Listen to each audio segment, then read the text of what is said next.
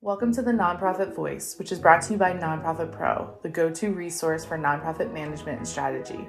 For our Nonprofit Voice text series, join Mark Becker, founding partner of Cathexis Partners and editorial advisory board member for NonProfit Pro. In each episode, he will welcome nonprofit executives and technology partners to discuss the latest nonprofit tools to help your organization navigate the rapidly evolving technology landscape. This special episode features a technology provider that will be attending BridgeTech, a new education day on August 2nd prior to the Bridge Conference in National Harbor, Maryland. For more information and to join NonProfit Pro, DMAW, and AFPDC at BridgeTech, visit bridgeconf.com.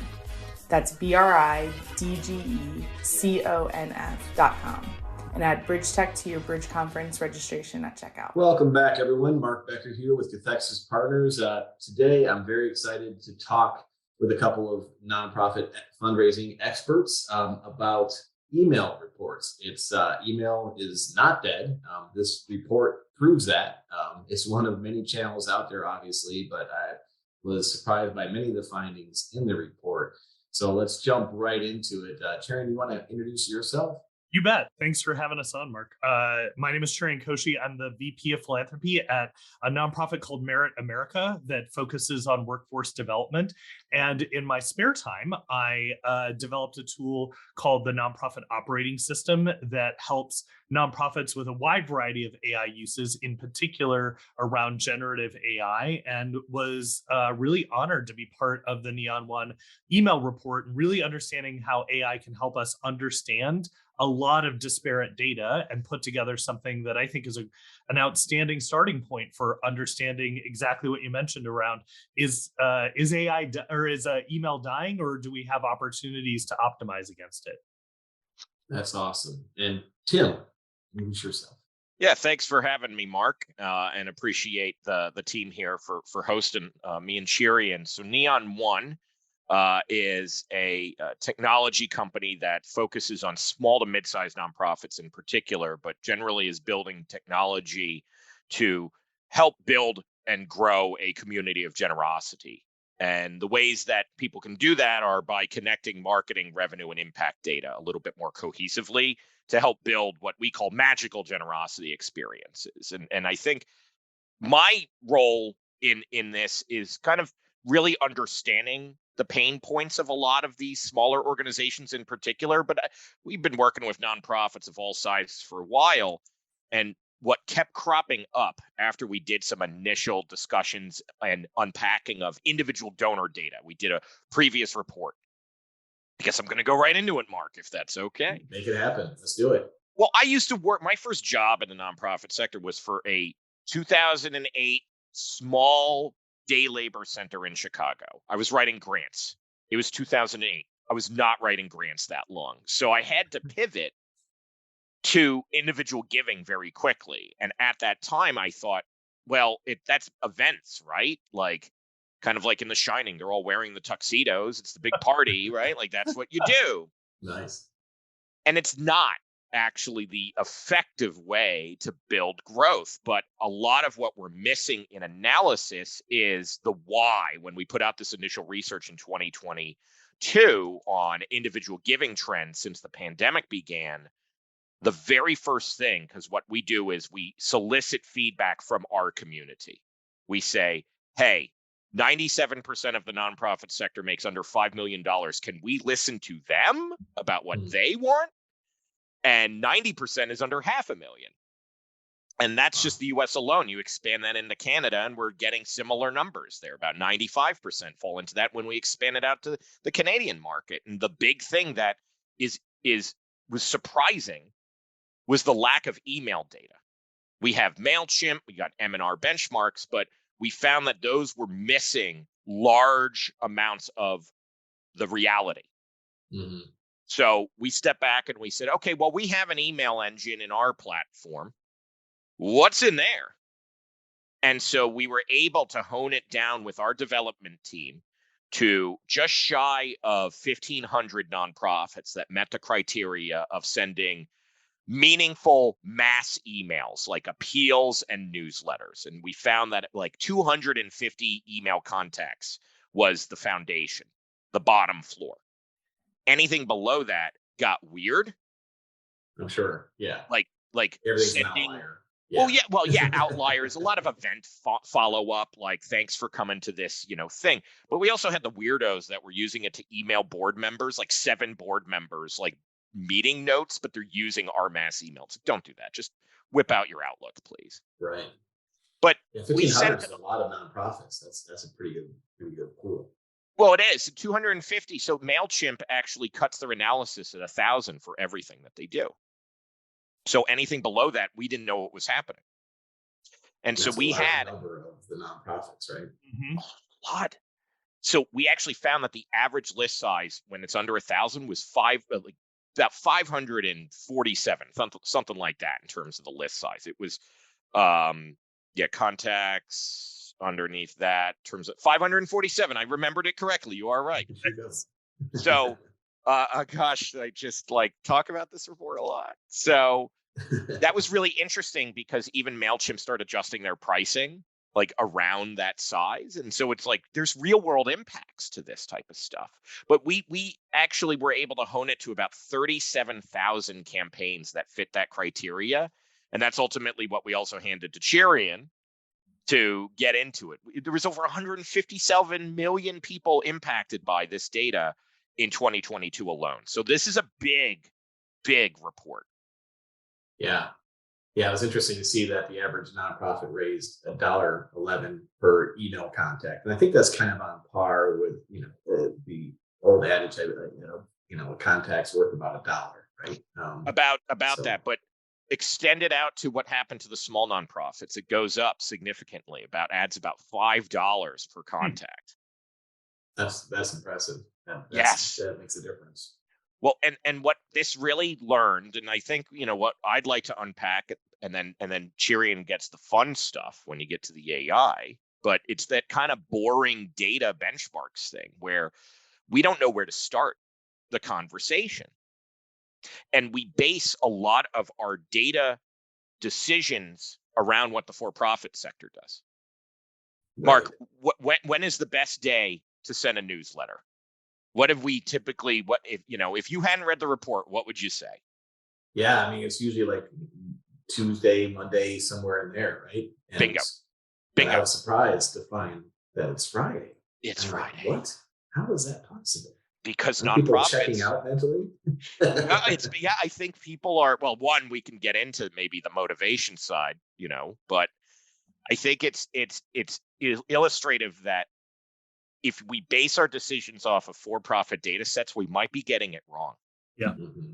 And that's where we need to start the conversation. But even nonprofits, small nonprofits, they see something like an engagement rate of over 10% for small organizations, 250 to 999 emails to over 10% click-through rate. That's fantastic.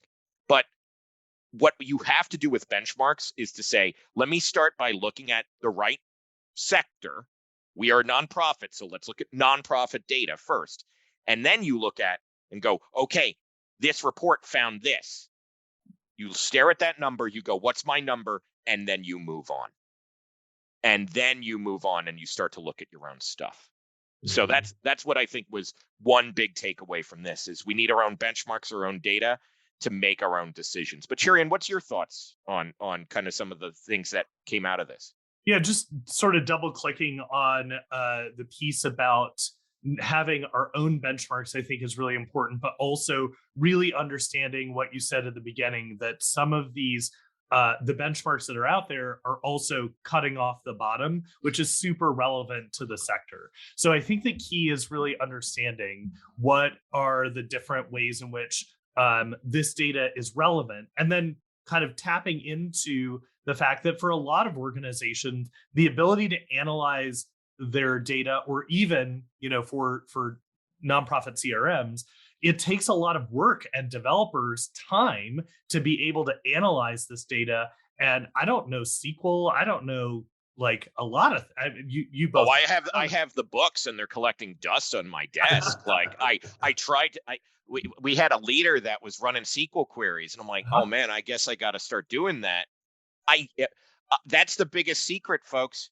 A lot of the people who actually understand data, we have to storytell around it. It's not that we're actually doing the guts of this work too. There's very smart people that put a lot of work to do this, Sharon. So it's a really good call out. Yeah, absolutely. And so, I mean, I think one of the key takeaways from this report is that this is the most comprehensive thing we have to date on emails and how they perform, and really understanding what drives click-throughs, what drives giving, all of those components that are in the report. And as you all mentioned at the conclusion of the report, this is really a starting point that will grow and get better over time. And I think what's essential is that nonprofits don't need to feel like this is way above their skill level or ability level. I mean, I'm just another dude that, Tim texted me over a weekend and said, "Hey, would you be able to do something?" And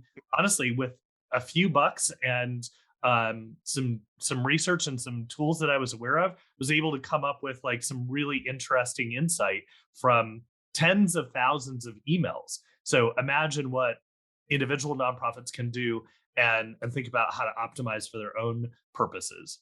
To get down to that level of the community of generosity was so great. And yes, Sharon, it was awesome how quickly it came together. And it was really just kind of me going, well, I'm really bored during the 15th viewing of Encanto. So my mind wanders, and it came to, wait a minute, Sharon's been doing amazing work around this type of stuff. Let me see if he's interested. So really appreciative on how quickly you jumped into it too. So Mark, kicking it back to you, it is your podcast. So no, it's good. Let's dig into that a bit more. The part about the subject line analysis that you did, Sharon, I'd really love to dig into that, because that's found some really interesting things that people can. I mean, I guess no one likes meetings, I guess is one of the takeaways I had. I think really a surprise, right? I think we can all agree that no one likes meetings. Is probably intuitive on a lot of levels, but people really hate email subject lines that say reminder, member meeting. And I think that's probably intuitive as well. But I want to step back for a moment and think about, what does it mean to analyze tone of subject? Because a lot of what we've had in the past analyzes subject line by anything, whether it's social media content or subject lines or whatever. It's broken down into three very, very vague categories: positive, negative, and neutral. And as you can imagine, that would give us a really, honestly, useless understanding of what people are doing in subject lines. What does positive really mean?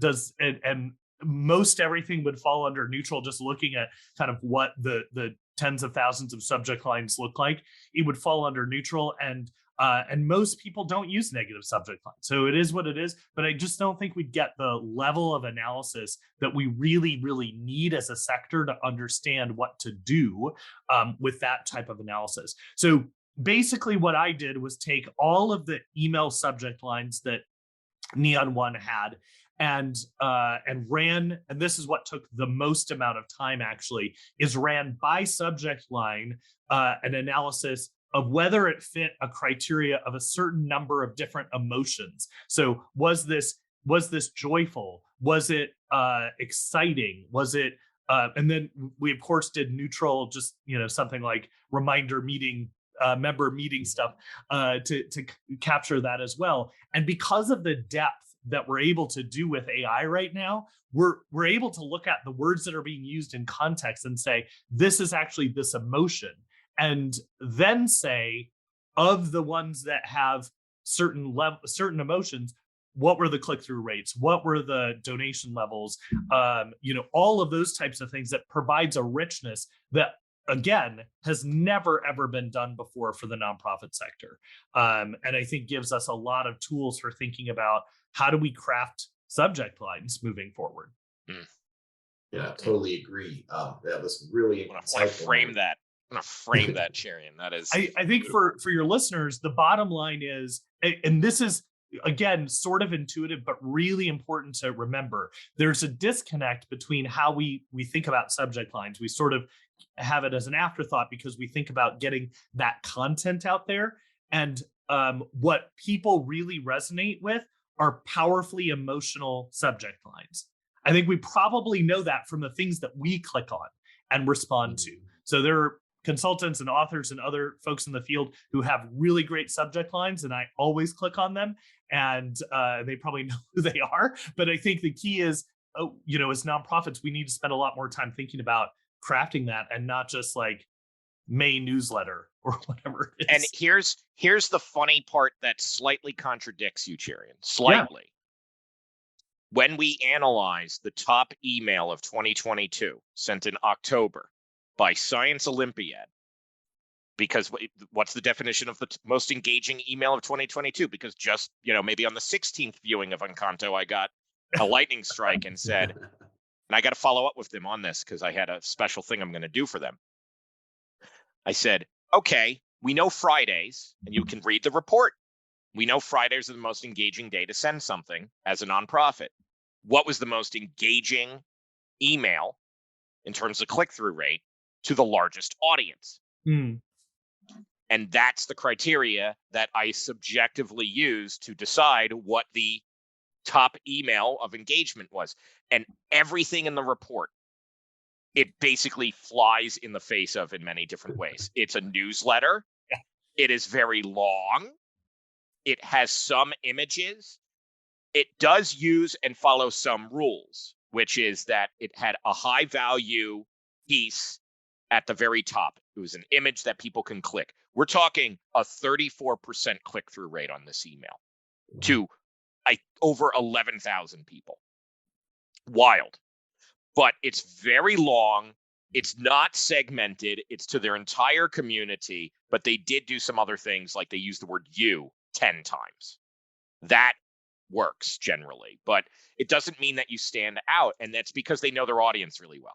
They know what their audience wants. And that's the primary rule. Right. Everything from subject lines, all of this stuff. If you somehow stumble into a community that eats up reminder member meeting as the subject line, then go forth and do that. But if you're really sitting there going, I don't know where to start, the white page problem, as Cherian talks about it.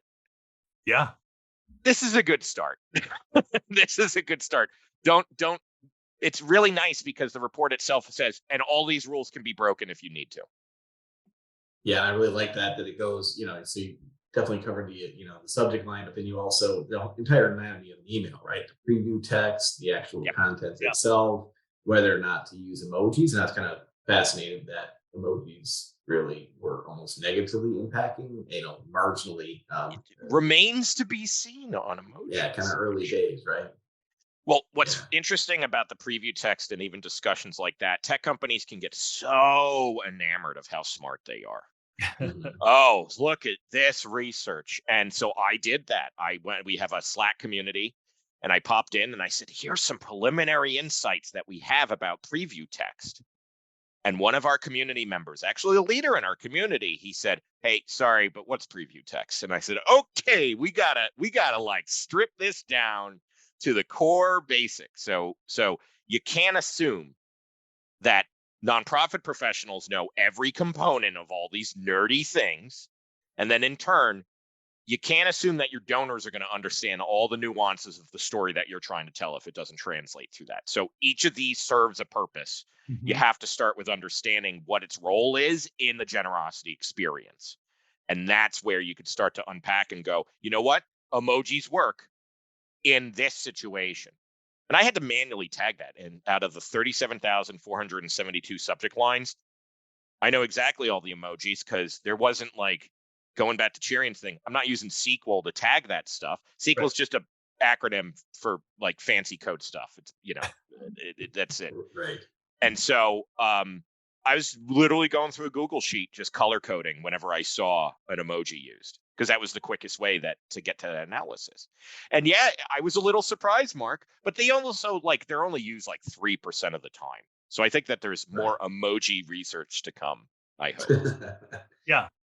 Yeah. There's certain ones that you shouldn't use, like, that alarm emergency one, the red, or fire explosion ones. Don't do that, because that's been ruined by spam people. Oh. Because now Google Hotmail, all that picks up that if they see like a bunch of explosion or exclamation points, it's like somebody's trying to get old people to click a URL that they shouldn't. Gotcha. I wonder if too, the email service providers have impacted emoji delivery rates, and that ultimately affects open rates and click-throughs and all of that. Like if that's landing in spam, for example, or whatnot, that could be a huge thing, obviously. So email's really kind of behind in many ways, like infrastructurally on the internet. A lot of people kind of like in the age, like it's one of the first things that existed. So there's a lot of legacy tech behind the scenes that we're seeing some really interesting ways to approach it. But at the end of the day, is this a channel to focus on? Absolutely, because it produces engagement, it drives revenue, and donors like it. 48% of donors prefer email as their preferred communication channel, and that includes direct mail, that includes text, that includes social media. So it's a powerhouse. It's a workhorse for people if you nail it, if you really kind of zero in on what's going to work for you. Well, I think that, your report definitely helps people consider these things, right? I mean, like you said, people that don't even know the term, maybe they're using it, but don't at least know the term of preview text, then that makes them think about it when they see something like emails with preview text rates 53.85% lower. That's a lot. It's a significant size of that one. Unlike the emoji stuff, a lot of people are using preview text. Right. They should. And use it well. So, we could definitely talk about this all day, but you got to save something for your Bridge conference, yes. Bridge Tech Day, right? So you're going to be August. There in we're DC, excited. In National Harbor. I look forward to seeing you in person again, both of you there. We last met up in New Orleans at AFP, so looking forward to that. Any final thoughts? I want to give each of you a chance to.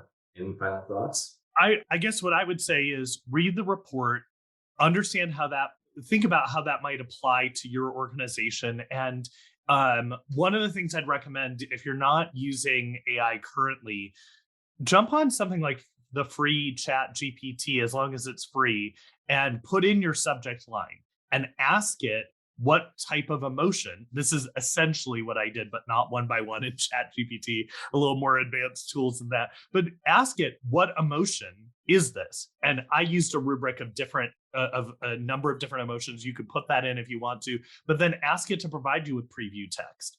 And so if you're doing this as a one-off, like a monthly email or something like that, just do that. And those are free tools that you can take advantage of to implement some of the things that are in the report and analyze what your email deliverability or your email subject lines and pre-header text and those types of things might do in relation to what you think might work as a result of the report.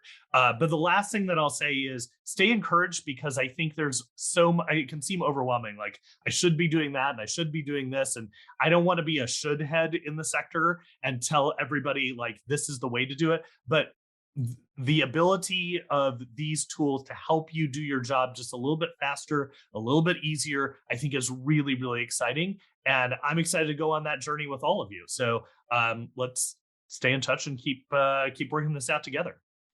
I love that. And I would say the only thing to add to that is that the purpose of research like this is for understanding. It's also to make sure that people feel seen and heard in many different ways. Small nonprofits in particular don't get to be part of these conversations. And it was really important for us to center them as part of this process, while also giving space to the more sophisticated organizations who need this analysis too, that can really take it to the next level.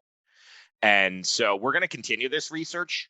We're planning a kind of secondary, I don't know if we're going to call it a white paper, an addendum, whatever, but on Giving Tuesday and end of the year. So we'll be adding that to our Giving Tuesday Resource Center. Abby Jarvis on our team is going to continue to head up that. She wrote the report. I just moved some Excel, some Google Sheet stuff around and got Chirian on board, right? But Abby Jarvis actually wrote the report. Want to give her a shout out and our team for putting this together.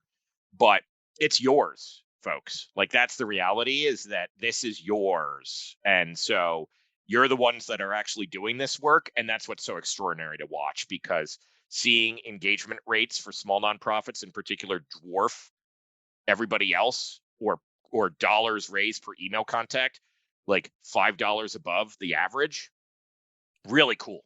Really cool to see that. So you're already doing it, folks. You're already building magical generosity experiences. You just haven't put the name to it yet. I like it. Well, definitely take the time to check out the report. Looking forward to seeing both of you, and hopefully a lot of people out there listening in National Harbor in August. So have a great day, everyone. Thanks for listening. We hope you'll join us at Bridge Tech and for the next episode of the Nonprofit Voice. Listen to more episodes at nonprofitpro.com, as well as on Apple, Google, and Spotify.